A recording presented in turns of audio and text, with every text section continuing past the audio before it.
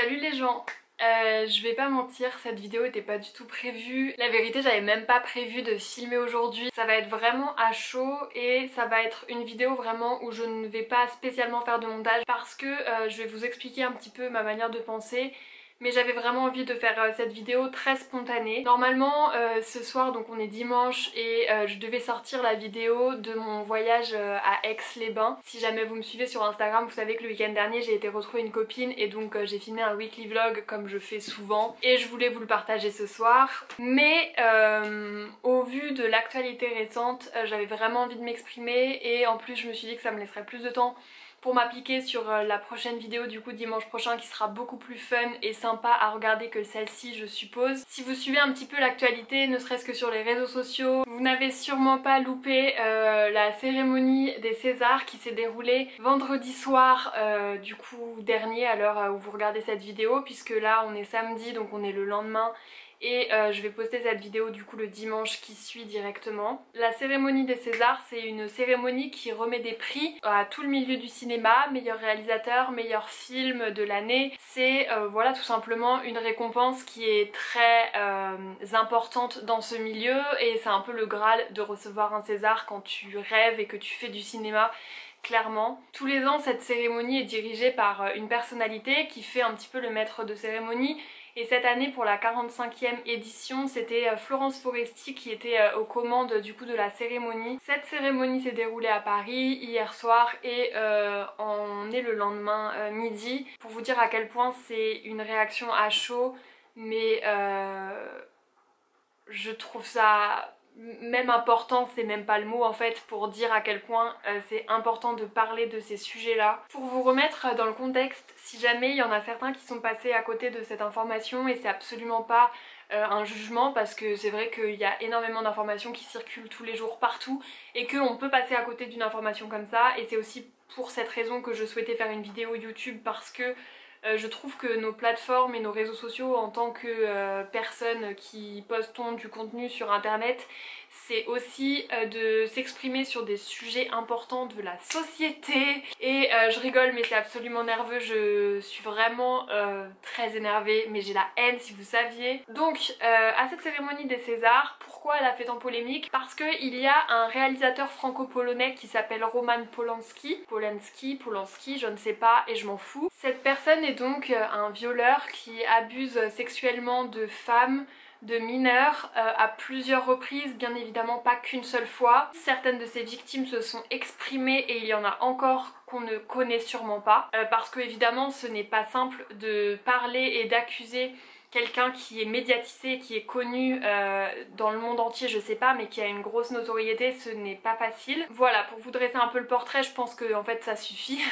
On aurait pu s'arrêter à violeur, en fait, ça suffit. Et en fait cette personne, tout simplement, est donc réalisateur et a réalisé des films, dont un qui a été nommé au César. Son film s'appelle donc J'accuse et il parle de l'affaire Dreyfus, donc je vais pas rentrer dans toute l'histoire du film parce que c'est pas le débat. Je ne juge pas son œuvre en tant que telle parce que personnellement je n'ai pas vu le film. En tout cas, le débat n'est pas est-ce que son film est bon.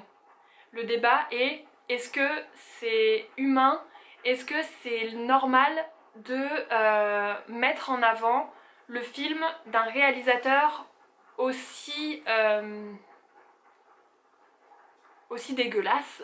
Sur ce point-là, j'ai envie de mettre une nuance parce que dans ce film, il y a notamment Jean Dujardin par exemple, qui est un acteur que j'aime beaucoup et qui a des valeurs humaines qui, je pense, sont de loin pas du tout les mêmes que le réalisateur. Il y a énormément d'équipes, il y a des cadreurs, des monteurs, des costumiers.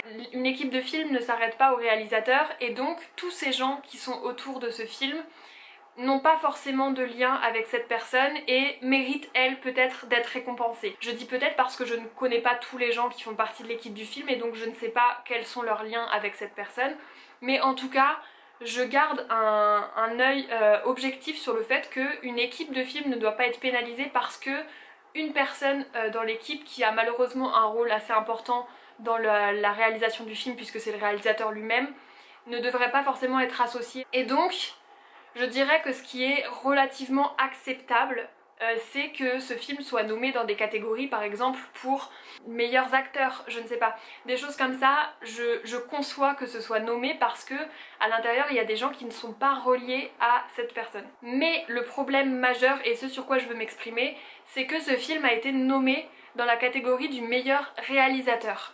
Et là on ne parle plus du film, on parle du réalisateur. On parle de la personne en elle-même. Cette personne a été nommée au César pour potentiellement recevoir un prix en tant qu'humain.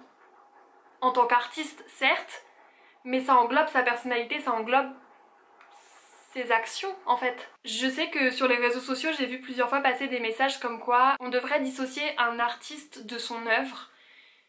Et non. Non, en fait, cette œuvre n'aurait même pas dû pouvoir être réalisée par cette personne parce qu'en fait, cette personne devrait être en prison déjà. Ces affaires-là dont on parle ne datent pas d'hier, elles datent d'il y a des années et ça fait déjà des années que c'est un cas qui est connu et qui n'est pas traité par la justice. Cette personne a donc du temps en liberté pour continuer à faire des œuvres alors que déjà elle ne devrait même pas avoir cette opportunité parce que ces crimes sont tellement importants qu'ils doivent et devraient être punis, déjà. Ensuite, en l'occurrence, s'il est nommé dans la catégorie du meilleur réalisateur, on parle de son film parce que c'est ce qu'il a réalisé, mais on le nomme lui, pas son film, on le nomme lui. Et c'est tellement aberrant. Et non, en fait, pour des cas comme ça, un artiste ne doit pas être dissocié de son œuvre. Cette personne ne mérite pas d'être mise en avant sur une cérémonie qui est reconnue et mondialement reconnue. En fait, la question qu'on se pose, c'est genre, quel est le message pour les femmes qui ont été victimes de cette personne? Comme le disent vraiment beaucoup de médias, de personnalités, le fait de nommer cette personne et en plus le fait qu'il reçoive ce prix du meilleur réalisateur, la première chose déjà c'est qu'il a été nommé et ça déjà c'est un souci, c'est une non-considération et c'est un manque de respect mais tellement immense pour les femmes qui ont subi du harcèlement ou des abus sexuels de la part de cette personne et de la part de n'importe quelle autre personne en fait sur Terre. Parce que le fait de mettre en avant, de médiatiser quelqu'un comme ça et de montrer dans les médias qu'on sait très bien ce qu'il a fait, hein. On sait, c'est prouvé, il y a des preuves, il y a des victimes qui se sont exprimées, tout le monde le sait, mais la justice ne fait rien et ça continue d'être médiatisé et en plus de ça il est récompensé en tant que personne. Ça montre juste aux gens que bah en fait, il y a pas de souci. Il n'y a pas de souci. À quel moment tu veux que des femmes guérissent de leurs blessures, tu veux qu'elles passent à autre chose, si elles ont l'impression d'être entendues par personne, que littéralement tout le monde s'en tape le cul par terre quoi. C'est aberrant en fait, c'est juste aberrant mais tellement aberrant. J'espère que des gens vont se réveiller, j'espère que toutes les actions de plus en plus fortes de tous les groupes féministes, de tout le monde en fait, la pression sur les réseaux sociaux et c'est là aussi où on a de la force, notre génération, parce que on a tous accès plus ou moins aux réseaux sociaux et on a tous la parole. Et même si t'as l'impression que ton tweet ou ton message il va passer inaperçu, en fait non, parce que la puissance de groupe qu'on peut avoir c'est très important et ça marche beaucoup. Utiliser les hashtags, identifier les groupes, des fois ça va être vu et j'espère et j'ose espérer que ça va finir par être entendu. Je ne sais pas dans quelle mesure l'Académie de la cérémonie des Césars aurait pu jouer un rôle, mais c'est leur cérémonie, c'est leur académie.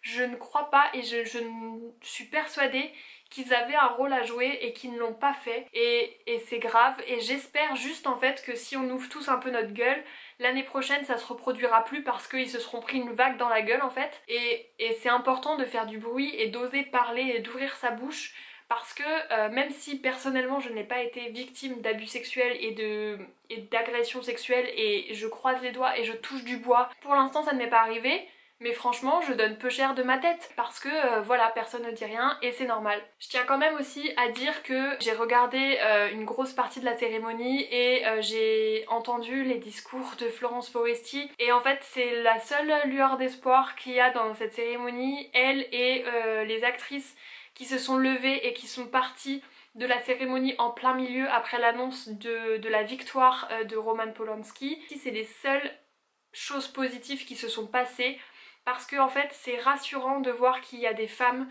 qui n'ont pas peur de perdre des contrats, qui n'ont pas peur de perdre des choses, parce qu'il faut pas croire, elles prennent un risque, elles mettent leur tête sur le viseur en faisant des actions comme ça. Florence Foresti a été invitée pour présenter la cérémonie des Césars. Potentiellement, avec ce qu'elle a fait, les discours qu'elle a tenus, le fait qu'elle ait refusé de clôturer la cérémonie après l'annonce de la victoire de...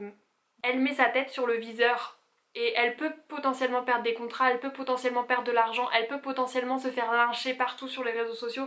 Elle se met à risque. Et le fait qu'il y ait des gens qui prennent le risque de faire ça parce que c'est des messages qui nous dépassent en fait. Ça s'arrête pas à nous, ça s'arrête pas à être en colère parce que nous on trouve ça pas normal. C'est pas pour nous qu'on fait ça, c'est pour tout le monde, c'est pour qu'il y ait un mouvement de foule, de société qui disent que enfin bah c'est juste pas normal. Et tout ça c'est la seule lueur d'espoir. En fait je me dis que s'il y a certaines personnalités qui réussissent à franchir le cap et à ouvrir leur bouche et à faire passer leur message, c'est que déjà on tient quelque chose et que avec le temps peut-être des choses vont évoluer, avec le temps peut-être qu'à force de parler on va réussir à faire bouger les choses. Bref, j'avais vraiment envie de donner mon message et de donner mon avis, c'est ce que je voulais dire d'ailleurs, dans une vidéo sans musique, sans artifice, sans rien du tout, parce que là en fait on traite pas d'un sujet rigolo, fun. C'est important aussi de ne pas toujours faire que du lifestyle qui ont de l'importance pour des gens parce que ça détend, parce que c'est divertissant, etc. Et c'est très bien